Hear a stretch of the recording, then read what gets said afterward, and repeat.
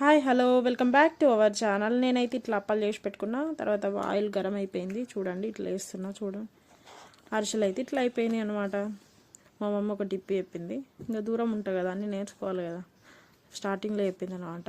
అరిసెలు చేసేటప్పుడు మనం పాకం పట్టింది కరెక్ట్ వచ్చిందా లేదా ఎట్లా తెలుస్తుంది అంటే, ఆయిల్ వేయంగానే అది విడిపోకుండా మొత్తం ఇచ్చుకపోకుండా మంచిగా పొంగింది అనుకోండి, బూరెలాగా ఎగ్ అంతే, మంచిగా మన అరిసెలు మంచిగా వచ్చినట్టే.